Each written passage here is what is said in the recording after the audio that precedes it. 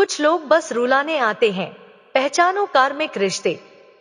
मित्रों, जरा सोचिए, कभी कभी हमारे जीवन में ऐसे लोग क्यों आते हैं जो हमें सिर्फ आंसुओं की सौगात देते हैं?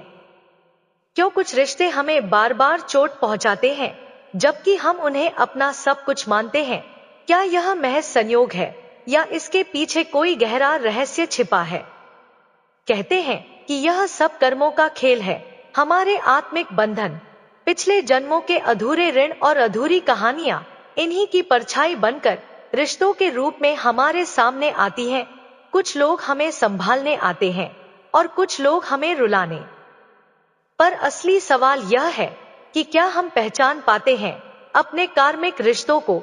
आज की यह कहानी ऐसे ही एक व्यक्ति की है, राघव की, जिसने आंसुओं के बीच अपनी आत्मा की सच्चाई को पहचाना।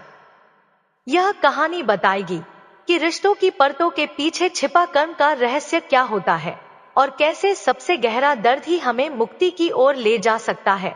तो आइए मित्रों, कहानी शुरू करते हैं। मित्रों, राघव एक साधारण युवक था। उसका जीवन सामान्य था, लेकिन अचानक उसकी मुलाकात तारा नाम की एक लड़की से हुई। पहली नजर में ही उसे लगा जैसे वह उसे वर्षों से जानता है। रिश्ता अनजाना होते हुए भी बेहद गहरा था। तारा के आने के बाद राघव के जीवन में खुशियों से ज्यादा आंसू आए। कभी झगड़े, कभी बेवजह दूरी, कभी गहरे शब्दों से चोट। राघव समझ नहीं पाता था कि जिसे वह अपनी आत्मा का हिस्सा मानता है, वही उसे बार बार रुलाती क्यों है। उसका दिल कहता, यह रिश्ता अधूरा नहीं हो सकता, इसमें कोई गहरा रहस्य है। लेकिन उसकी आंखें रोज नए आंसू बहाती। हर बार जब तारा उसे आहत करती, राघव सोचता कि शायद यह उसका वहम है। वह खुद को समझाता, प्यार में थोड़ा बहुत दर्द तो चलता है। मगर भीतर कहीं ना कहीं उसे लगता था कि यह दर्द सिर्फ इत्तेफाक नहीं, बल्कि किसी पुराने बंधन की छाया है। रात को जब सब सो जाते, राघव खिड़की के पास बैठकर आसमान को देखता और सोचता, आखिर यह रिश्ता मुझे बार बार रुलाने क्यों आया है? क्या मैं ही गलत हूं या फिर किस्मत कोई हिसाब बराबर कर रही है? यह सवाल उसके मन को कचोटता रहा। उसे अंदाजा नहीं था कि यह शुरुआत है उस यात्रा की जो उसे कार्मिक रिश्तों के रहस्य तक ले जाएगी। रिश्तों की उलझनों और आंसुओं के बीच अब राघव की हालत दिन प्रतिदिन बिगड़ने लगी थी। वह अपने काम में मन नहीं लगा पा रहा था। किताबें, जो कभी उसकी साथी थी, अब धुंधली सी लगने लगी थी। रातें करवटों में बीतती और सुबह भारी मन से शुरू होती। एक दिन उसकी नजर अपने पुराने एल्बम पर पड़ी। उसमें उसके आध्यात्मिक गुरु स्वामी शांतानंद जी की तस्वीर थी। गुरु से उसने वर्षों पहले कुछ उपदेश सुने थे, जिनसे जीवन में दिशा मिली थी। उसके मन ने कहा, शायद मुझे फिर से गुरु के चरणों में जाना चाहिए। शायद मेरे सवालों का जवाब वहीं मिलेगा। राघव ने अगली सुबह शहर से दूर स्थित आश्रम का रुख किया। हरे भरे वृक्षों से घिरे उस आश्रम में पहुंचते ही उसे शांति का अनुभव हुआ। पक्षियों का मधुर स्वर और मंद हवा जैसे मन का बोझ हल्का कर रही थी। आश्रम पर पहुंचकर उसने गुरुजी के दर्शन किए। स्वामी शांतानंद जी सफेद वस्त्रों में गहरी ध्यानावस्था में बैठे थे। उनके चेहरे पर अजीब सी दिव्यता थी, जैसे हजारों वर्षों का ज्ञान उनकी आंखों में झलकता हो। राघव की आंखें भर आईं। वह उनके चरणों में गिरकर बोला, गुरुदेव, मैं थक गया हूं। जिस रिश्ते को मैंने सच्चा माना, वही मुझे सबसे अधिक दुख दे रहा है। मैं समझ नहीं पा रहा कि ऐसा क्यों हो रहा है। गुरु ने करुणा भरी दृष्टि से उसकी ओर देखा और शांत स्वर में बोले, बेटा, हर रिश्ता सुख देने के लिए नहीं आता। कुछ रिश्ते आत्मा के पुराने बंधन खोलने आते हैं। वे हमें आंसुओं से गुजारते हैं ताकि हमारी आत्मा का बोझ हल्का हो सके। राघव ने आंसू पोंछते हुए पूछा, क्या इसका मतलब यह है कि तारा मुझे जानबूझकर दुख देने आई है? गुरु मुस्कुराए और बोले, नहीं, वह जानबूझकर नहीं करती। यह तुम्हारे और उसके बीच का कार्मिक बंधन है। तुम दोनों की आत्माएं पहले भी मिल चुकी हैं। उस समय तुमने उसे अधूरा छोड़ दिया था। उसके आंसू अधूरे रह गए थे। अब वही हिसाब चुकाने का समय आया है। राघव हक्का बक्का रह गया। गुरुदेव, तो क्या यह दुख मेरा अपना बनाया हुआ है? गुरुजी ने गंभीरता से कहा, हाँ बेटा, कर्म कभी किसी को छोड़ता नहीं। आज तुम्हें जो आंसू मिल रहे हैं वे तुम्हारे ही बोए हुए बीज हैं। लेकिन घबराओ मत, इन्हीं आंसुओं में तुम्हारी आत्मा की मुक्ति छुपी है। अगर तुम इस बंधन को समझकर क्षमा और धैर्य से निभाओगे तो यह ऋण समाप्त हो जाएगा। राघव ध्यान से सुनता रहा। उसके दिल में पहली बार यह एहसास हुआ कि दुख किसी सजा की तरह नहीं है, बल्कि एक पाठ है जो आत्मा को ऊंचा उठाने आता है। गुरु ने अंत में कहा, बेटा, दुख देने वाले रिश्ते को शत्रु मत समझो, वह तुम्हारा सबसे बड़ा शिक्षक है। पहचानो, स्वीकार करो और आगे बढ़ो, तभी आत्मा की यात्रा पूरी होगी। राघव ने गहरी सांस ली। उसके चेहरे पर पहली बार हल्की सी शांति झलकी। उसे लगा कि शायद अब वह अपने आंसुओं के पीछे छुपा कारण समझ पाया है। गुरुजी से मुलाकात के बाद राघव के मन में गहरी शांति तो आई, लेकिन सवाल अभी भी बाकी थे। वह सोचता, अगर यह सब मेरे पिछले कर्मों का फल है तो आखिरकार यह रिश्ता मुझे कहाँ ले जाएगा। गुरुजी ने उसे आश्रम में कुछ दिन रुकने की सलाह दी। सुबह की प्रार्थना, ध्यान और साधकों के साथ बातचीत ने उसके भीतर धीरे धीरे स्पष्टता लाना शुरू किया।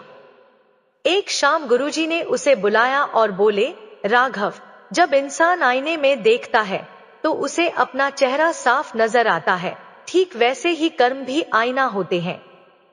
आज जो तुम्हें दुख मिल रहा है वह तुम्हारे अपने ही कर्मों का प्रतिबिंब है। यह कोई सजा नहीं, बल्कि आत्मा को जगाने का अवसर है। राघव ने ध्यान से सुना, फिर पूछा, गुरुदेव, पर यह आईना इतना दर्द क्यों दिखाता है? क्या कर्म केवल आंसू ही लौटाते हैं?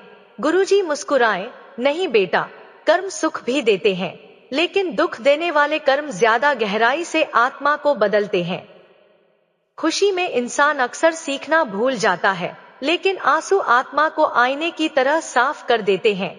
याद रखो, हर आंसू किसी पुराने बोझ को धोता है। गुरुजी ने उसे एक पुरानी कथा सुनाई। बहुत समय पहले एक राजा था जो अपनी प्रजा से अन्याय करता था। मृत्यु के बाद जब वह अगले जन्म में आया तो उसी प्रजा के बीच साधारण नागरिक बना। जिनसे उसने अत्याचार किया था वही लोग उसे तिरस्कार और दुख देते थे। वह बार बार रोता, पर यही रोना उसके पिछले कर्मों का संतुलन कर रहा था, और जब उसका ऋण पूरा हुआ तभी उसकी आत्मा को शांति मिली। राघव की आंखों में आंसू आ गए। उसे लगा कि यह कथा उसी की कहानी है। उसने गुरुजी से कहा, गुरुदेव, तो क्या तारा मेरे दुख का कारण नहीं, बल्कि मेरे कर्मों का आईना है? गुरुजी ने उसकी ओर गहरी दृष्टि डालकर कहा, हाँ बेटा, जब तुम तारा को देखते हो तो वास्तव में तुम अपने ही अधूरे कर्म देख रहे हो। तारा तुम्हें जानबूझकर चोट नहीं देती, बल्कि तुम्हारे ही कर्म उसके माध्यम से लौटते हैं। अगर तुम उसे दोष दोगे तो यह चक्र फिर से अधूरा रह जाएगा, लेकिन अगर तुम उसे समझकर क्षमा करोगे तो यह बंधन टूट जाएगा। उस रात राघव देर तक जागता रहा। खिड़की से आसमान को निहारते हुए उसने खुद से कहा, अब मैं हर आंसू को स्वीकार करूंगा। यह आंसू मेरा शत्रु नहीं, बल्कि मेरे पुराने पापों को धोने का साधन है। धीरे धीरे उसके भीतर एक नई समझ जन्म ले रही थी। दुख अब भी था, लेकिन उसके पीछे का रहस्य उजागर हो चुका था, और यही समझ उसे आगे की यात्रा के लिए तैयार कर रही थी, आत्मा के गहरे अतीत की यात्रा। राघव के मन में एक सवाल बार बार उठ रहा था, आखिर मैंने कौन सा ऐसा कर्म किया था कि आज मुझे यह सब सहना पड़ रहा है? गुरुजी ने उसकी बेचैनी को भांप लिया। एक रात जब चांद की रोशनी आश्रम के आंगन में बिखरी हुई थी, गुरुजी ने उसे ध्यान साधना के लिए बुलाया। गुरुजी ने कहा, बेटा, आज तुम अपनी आत्मा की गहराई में उतरने का प्रयास करो। ध्यान केवल आंखें बंद करने का नाम नहीं है, यह आत्मा के आईने में झांकने की कला है। आज तुम्हें अपने अतीत की झलक मिलेगी। राघव ने आंखें बंद की, गहरी सांसें ली और गुरुजी के मंत्रोच्चार के बीच स्वयं को पूरी तरह शून्य में समर्पित कर दिया। धीरे धीरे उसका मन वर्तमान से हटकर किसी और समय में प्रवेश करने लगा। उसकी चेतना एक अलग संसार की ओर बहने लगी और फिर उसने देखा वह एक बड़ा महल है, चारों ओर रत्नजड़ित दीवारें और सोने चांदी की चमक। महल के बीच में वह स्वयं खड़ा है, लेकिन इस रूप में वह राघव नहीं बल्कि राजकुमार आर्यन है। आर्यन की बगल में खड़ी एक स्त्री है, वही चेहरा, वही आंखें, वही भाव, तारा, लेकिन उस जन्म में उसका नाम था मृणलिनी। दोनों का रिश्ता पति पत्नी का था। मृणलिनी अपने पति से प्रेम करती थी, लेकिन आर्यन महत्वाकांक्षी और कठोर स्वभाव का था। उसे सत्ता और ऐश्वर्य की चाह ने इतना अंधा बना दिया था कि उसने पत्नी की भावनाओं को बार बार ठुकराया। एक दृश्य सामने आया। मृणलिनी आंसू भरी आंखों से कह रही है, आर्यन, तुम्हें बस राजपाट की चिंता है, लेकिन मेरे दिल की तकलीफ कोई नहीं देखता। क्या मैं तुम्हारे लिए मायने नहीं रखती? आर्यन क्रोध में बोला, मृणलिनी, तुम्हारे आंसू मेरी राह का बोझ है। मुझे बड़े सपने पूरे करने हैं। तुम्हारे दुख के लिए मेरे पास समय नहीं।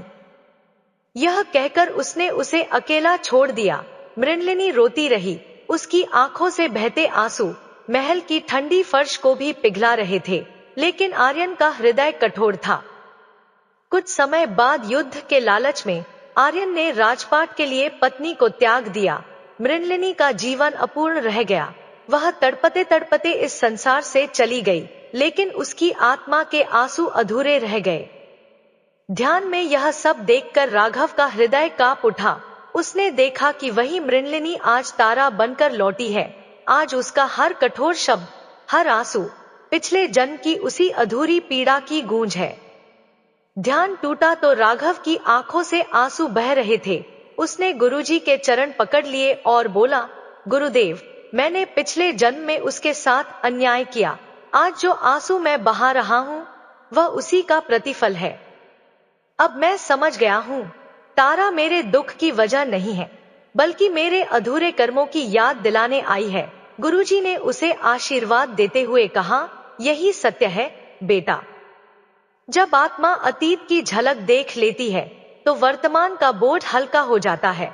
अब तुम्हारा कर्तव्य है उसे दोष ना देकर क्षमा और धैर्य से इस रिश्ते को स्वीकार करना। उस रात राघव ने अपने जीवन का सबसे बड़ा सत्य जान लिया।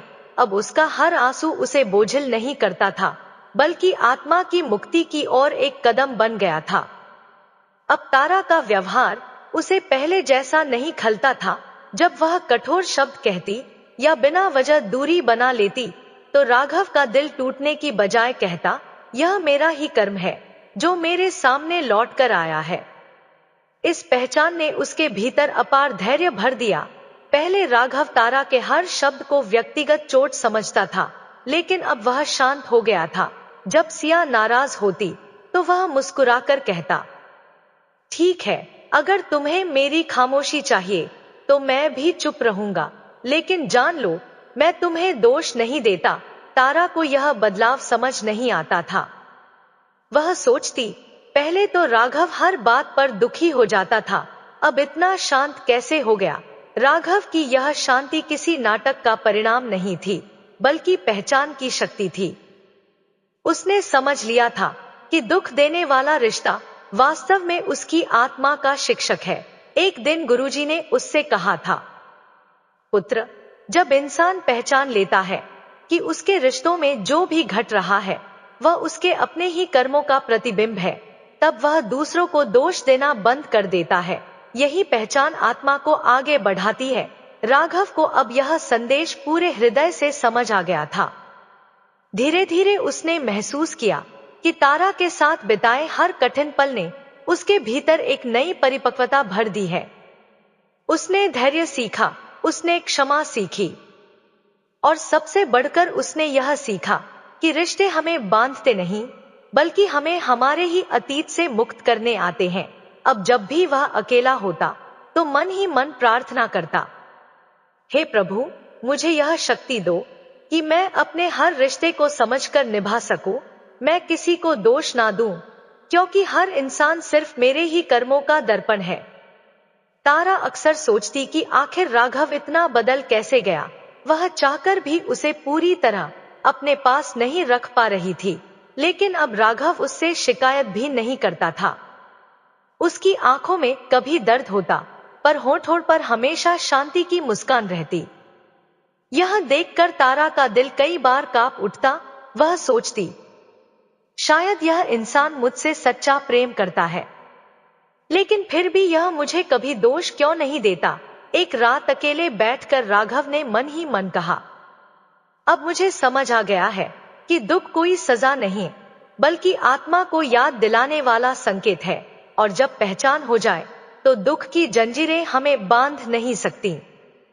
उस क्षण उसे लगा जैसे उसके हृदय से एक बड़ा बोझ उतर गया हो। सचमुच पहचान की शक्ति ने उसके जीवन को बदल दिया था। एक रात राघव ने एक विचित्र सपना देखा। सपने में उसने स्वयं को एक पुराने महल के आंगन में खड़ा पाया। चारों ओर अंधेरा था और बीच में एक दीपक जल रहा था। दीपक की लौ के पास एक वृद्ध साधु खड़े थे।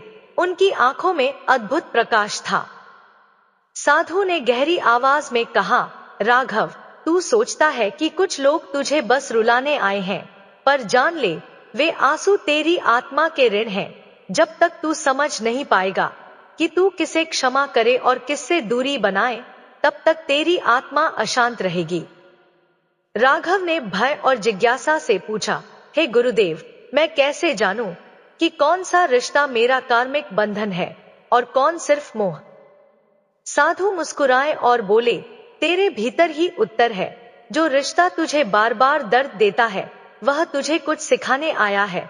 जो रिश्ता तुझे बार बार गिराता है, वह तुझे उठना सिखाने आया है। और जो रिश्ता तुझे रुलाकर भी तुझे भीतर से मजबूत बनाता है, वही तेरा असली शिक्षक है। सपने का माहौल अचानक बदल गया। दीपक की लौ तेज हो गई और साधु की आवाज गंभीर हो उठी, लेकिन सावधान, यदि तूने इन रिश्तों को पहचानने में देर कर दी, तो तू बार बार वही गलतियां दोहराएगा और बार बार उसी दर्द से गुजरेगा। यह जन्म ही नहीं, अगले जन्म तक का ऋण बन जाएगा। राघव का दिल धक धक करने लगा।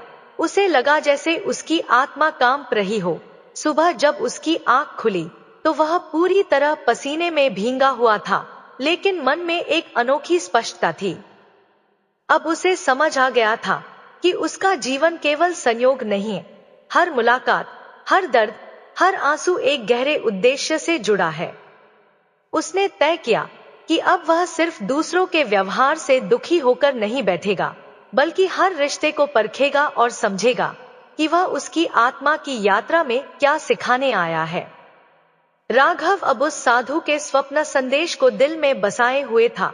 उसके भीतर एक गहरी जागरूकता आ चुकी थी।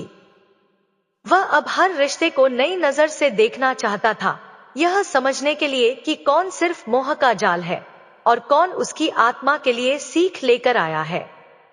सबसे पहले उसने अपने सबसे नजदीकी रिश्तों पर ध्यान देना शुरू किया। पहला, मित्रता। उसके एक मित्र ने हमेशा कठिन समय में उसका साथ दिया था, लेकिन उसी मित्र ने कई बार धोखा भी दिया था। पहले राघव इसे केवल विश्वासघात मानता था, पर अब उसे लगा कि शायद यह रिश्ता उसे अपनी सीमाएं पहचानना और खुद पर निर्भर होना सिखाने आया है। दूसरा, परिवार। परिवार के भीतर भी कुछ लोग हमेशा उसकी आलोचना करते थे। पहले वह इसे नफरत समझता था, पर अब उसे एहसास हुआ कि वे लोग उसके धैर्य और सहनशीलता की परीक्षा ले रहे थे। तीसरा, प्रेम।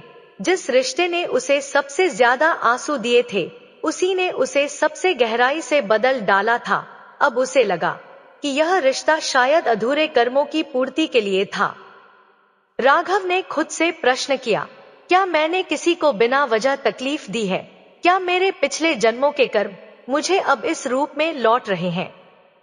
धीरे धीरे उसे समझ आया कि हर रिश्ते की कसक एक दर्पण की तरह है, जिसमें वह अपने ही अधूरे कर्मों की परछाई देख रहा है।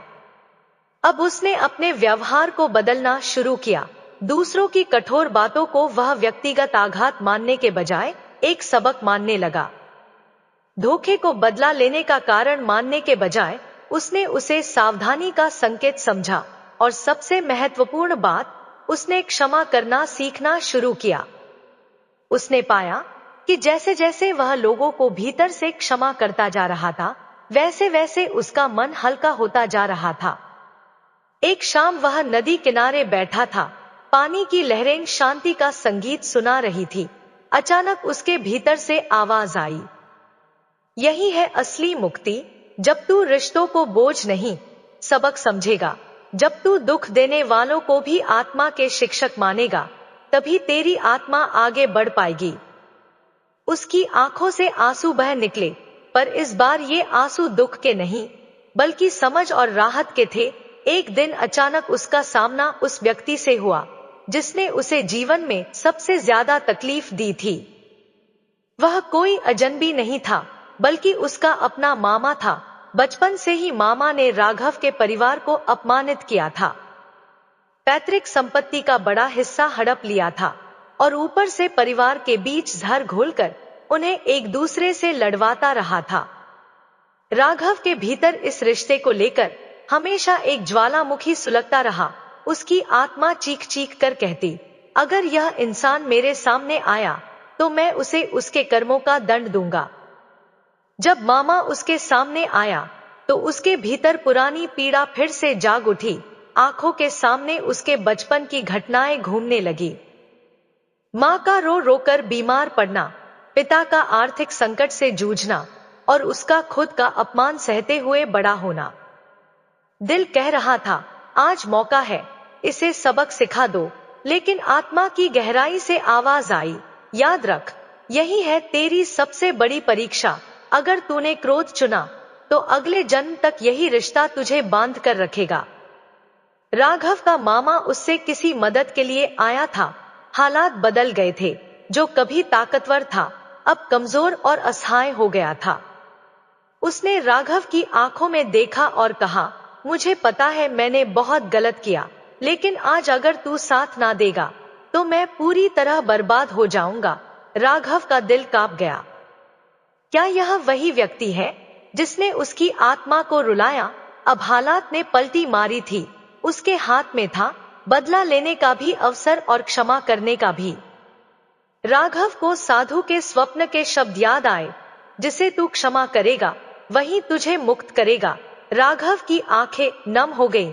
उसने गहरी सांस ली और कहा, मामा, मैं तुझे तेरे कर्मों का हिसाब देने वाला नहीं हूं, वो ऊपर वाला करेगा, लेकिन मैं तुझे क्षमा करता हूं ताकि मेरा दिल अब और बोझ ना उठाए। यह कहकर उसने मामा की मदद कर दी। उस क्षण राघव को लगा जैसे उसके भीतर वर्षों से दबा हुआ पत्थर अचानक गिर पड़ा हो। आंखों से आंसू बह निकले, लेकिन इस बार वे पीड़ा के आंसू नहीं थे, वे थे मुक्ति और शांति के आंसू। उसे एहसास हुआ कि सबसे कठिन रिश्ता ही उसका सबसे बड़ा शिक्षक था। यही रिश्ता उसे यह सिखाने आया था कि क्षमा ही सबसे ऊंचा धर्म है और बदला लेने से आत्मा और गहरी कैद में फंस जाती है। राघव ने मन ही मन कहा, तो यही थी मेरी सबसे बड़ी परीक्षा और यही था मेरा कार्मिक रिश्ता। धीरे धीरे उसने पूरे जीवन के अनुभवों को जोड़ना शुरू किया। जो मित्र उसे धोखा दे गए, वे उसे सावधानी और आत्मनिर्भरता सिखाने आए थे। जो परिवारजन उसे आलोचना से आहत करते रहे, वे उसे धैर्य और सहनशीलता का सबक देने आए थे। जो प्रेम ने उसे रुलाया, वही उसकी आत्मा की गहराई जगाने वाला बना। और जिसने उसके बचपन को कठिन बना दिया, वही रिश्ता उसे क्षमा और मुक्ति का मार्ग दिखाने वाला बना। अब उसे समझ आ गया कि हर रिश्ता केवल सुख या दुख देने वाला नहीं होता, हर रिश्ता आत्मा का शिक्षक होता है। एक रात फिर राघव ने स्वप्न में वही साधु देखा। साधु प्रसन्न मुद्रा में खड़े थे। उन्होंने कहा, राघव, तूने पहचान लिया कि कुछ लोग बस रुलाने आते हैं, परंतु तूने यह भी सीख लिया कि आंसू आत्मा की सीढ़ी है। तूने बदला नहीं चुना, तूने क्षमा चुनी, यही है आत्मा की विजय। राघव ने हाथ जोड़कर कहा, गुरुदेव, अब मुझे समझ आया कि कार्मिक रिश्ते बोझ नहीं, आत्मा के द्वार हैं। वे हमें नीचे गिराकर ऊपर उठना सिखाते हैं, और जब हम क्षमा कर देते हैं तो वही रिश्ते हमें मुक्ति का प्रकाश दिखाते हैं। साधु मुस्कुराए और स्वप्न धीरे धीरे विलीन हो गया। सुबह राघव जब उठा तो उसकी आंखों में गहरी चमक थी। वह अब पहले जैसा नहीं रहा। उसका हृदय हल्का था, उसका मन शांत था और उसकी आत्मा स्वतंत्र थी। वह जान गया कि कर्मों का हिसाब सिर्फ दूसरों से लड़कर नहीं चुकता, बल्कि खुद को बदलकर और क्षमा करके ही आत्मा मुक्त होती है। मित्रों, राघव की यात्रा ने यह सिखाया, कुछ लोग बस रुलाने आते हैं ताकि आत्मा की नींद टूटे, कुछ लोग चोट पहुंचाने आते हैं ताकि आत्मा मजबूत हो, और कुछ लोग हमें धोखा देकर जाते हैं ताकि आत्मा को क्षमा की ताकत समझ में आए। जब इंसान इन्हें पहचान लेता है तभी वह सच में मुक्त होता है। मित्रों, आज की कहानी कैसी लगी? अपनी राय कमेंट बॉक्स में जरूर साझा करें। वीडियो पसंद आए तो लाइक करें, अपनों तक पहुंचाने के लिए शेयर करें, और हाँ, चैनल को सब्सक्राइब करना ना भूलें। आपका सहयोग ही हमारी ताकत है। धन्यवाद।